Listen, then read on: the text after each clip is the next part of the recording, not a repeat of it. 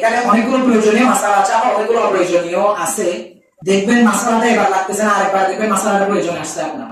কুরবানির গোশত কতদিন ফ্রিজিং করে রাখা যায়, গোশত বন্টন করার নিয়ম কি। এখন আরেকটা মাসালা হচ্ছে সময়ের মধ্যে যদি কেউ কুরবানি করতে না পারে, কোন কোন দিন কুরবানি করা যাবে, কুরবানি কার নামে দিতে হবে। আরেকটা দেখেন, কুরবানির মূল্য সদকা করলে কুরবানি হবে কিনা। আচ্ছা, বিদেশে অবস্থানরত ব্যক্তির পক্ষ থেকে কুরবানির হুকুম কি, আকিকা না করলে কুরবানি করতে পারবে কিনা। এরপরে কুরবানির পশুতে আকিকা দেওয়া যাবে কিনা। সুস্থ মস্তিষ্ক নয় এমন ব্যক্তির পক্ষ থেকে কুরবানি করা যাবে কিনা। রাসূল সাল্লাল্লাহু আলাইহি ওয়াসাল্লামের পক্ষ থেকে কুরবানি করা যাবে কিনা। ঋণ করে কুরবানি করা যাবে কিনা। পাগল পশু দিয়ে কুরবানি করা জায়েজ আছে কিনা। অন্যের ওয়াজিব কুরবানি দেওয়ার হুকুম কি। মৃত ব্যক্তির পক্ষ থেকে কুরবানি করা যাবে কিনা। এরপরে কুরবানির পশু দুধ পান করা যাবে কিনা। কুরবানির পশু দিয়ে কোনো উপকৃত হওয়া যাবে কিনা। পশুর বয়সের ব্যাপারে বিক্রেতার কথা মানা যাবে কিনা। পশু কেনার পরে কোনো ত্রুটি পাওয়া গেলে পশুতে কুরবানি হবে কিনা। বন্ধা পশু দিয়ে কুরবানি করা জায়েজ আছে কিনা।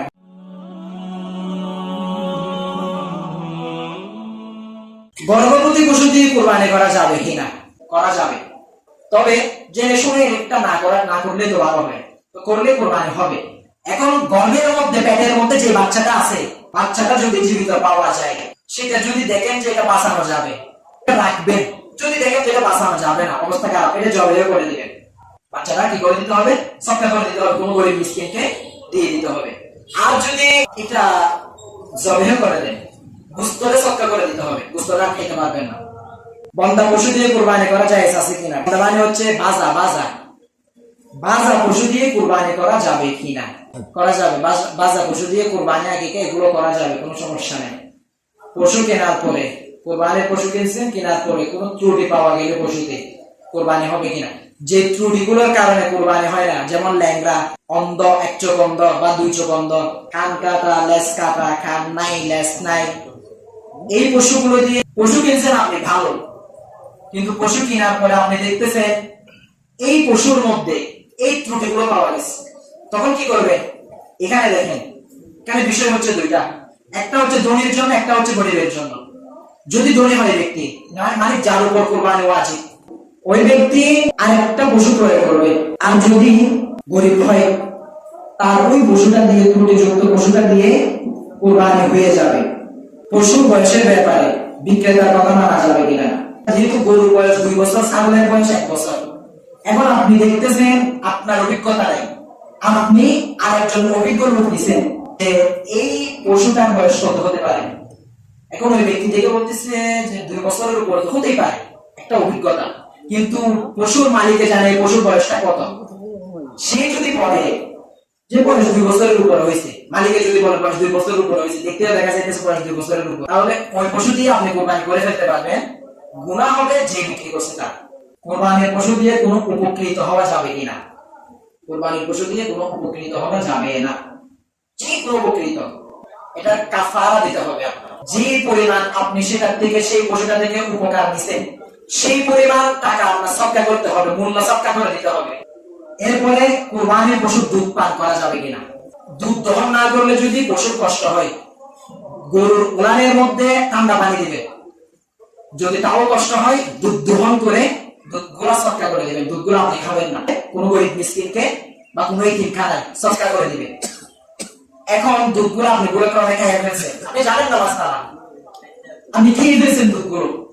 এখন দুধগুলো খাওয়ার পরে আপনি হুজুরের থেকে মাসালা শুনছেন যে দুধগুলো যে খাইছে এটা আমার জন্য হারাম হয়েছে।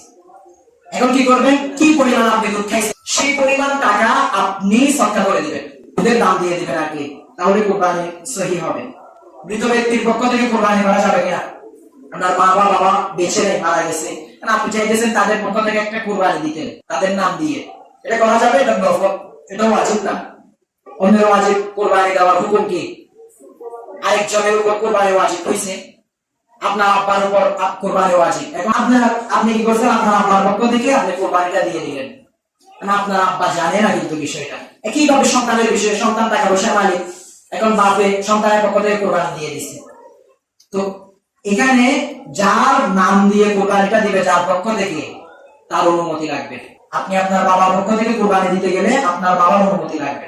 ছেলের বিষয়ে, যে কোনো কারোর বিষয়ে কি, পাগল পশু দিয়ে কুরবানি করা জায়েজ আছে কিনা? তারা যে পাগল পশু নিজের খাবার নিজে খাইতে পারে না, মাটি চড়ে চড়ে খাইতে পারে না, এরকম পাগল পশু দিয়ে কুরবানি করা জায়েজ নেই।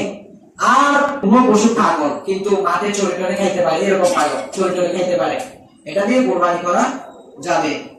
ঋণ করে কুরবানি করা যাবে কিনা? আপনার হাতে এখন টাকা নাই, আপনি ঋণ করে কুরবানি করতে পারবেন কিনা? ঋণ করে কুরবানি করা যাবে। শরীয়তের ভাষায় এটাকে কর্জে হাসানা বলা হয়। সেই কর্জে হাসানা দিয়ে এইরকম লেনদেন দিয়ে কুরবানি করা যাবে। রাসূল সাল্লাল্লাহু আলাইহি ওয়াসাল্লামের পক্ষ থেকে কুরবানি করা যাবে কিনা? ওনার নাম দিয়ে কুরবানি করা যাবে কিনা? করা যাবে, এটা উত্তম। সুস্থ মস্তিষ্ক নয় এমন ব্যক্তির পক্ষ থেকে কুরবানি করা যাবে কিনা? মানে পাগল যাকে বলা হয় পাগল, এটা গত জমায় বলছিলাম, যত টাকা পয়সা মালিক হোক সে পাগল, তাহলে তার পক্ষ থেকে কুরবানি করা কুরবানি ওয়াজিব নয়। কত টাকা পয়সা থাক, পাগল না বালে, এটা যত টাকা পয়সা থাক, এদের পক্ষ থেকে কুরবানি ওয়াজিব নয়। পশুর লিঙ্গভেদ করতে হবে কিনা? এইরকম পশু আপনি পুরুষ হোক মহিলা হোক যে কোনো পশু দিয়ে আপনি কুরবানি করতে পারবেন। এরপরে কুরবানির পশুতে আকিকা দেওয়া যাবে কিনা? কুরবানির পশুতে আকিকা দেওয়া যাবে, কোনো সমস্যা নাই। আকিকা না করলে কুরবানি করতে পারবে কিনা? আকিকা হয় নাই, কুরবানি করা যাবে কিনা? আপনাদের মত হচ্ছে না। দেখেন, কারো নামে আকিকা হয় নাই, সে চাইলে কুরবানি করতে পারবে। আকিকার সাথে কুরবানির কোনো সম্পর্ক কিন্তু নাই। আপনি নেশাব পরিমাণ সম্পদের মালিক, আপনার উপর কুরবানি ওয়াজিব।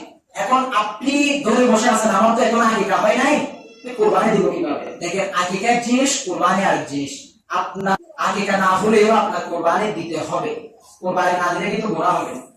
যে একবার কুরবানি দিচ্ছেন আরেকবার আকিকা দিতেছেন, এভাবে পারেন, 2 নাম দিতে পারেন। আর যদি আপনার উপর কুরবানি ওয়াজিব নয়, আপনি আকিকা এমনি আকিকা দিতে পারেন। আচ্ছা, বিদেশে অবস্থানরত ব্যক্তির পক্ষ থেকে কুরবানির হুকুম কি? নিয়মটা হচ্ছে ওই যে যেভাবে বললাম, তার অনুমতি নিয়ে, যদি ওখানে করে সেখানে করতে পারে, এখানে করলে এখানে করতে পারবে, তার পরিবারে তার অনুমতি নিয়ে, তার নাম দিয়ে, তার পক্ষ থেকে।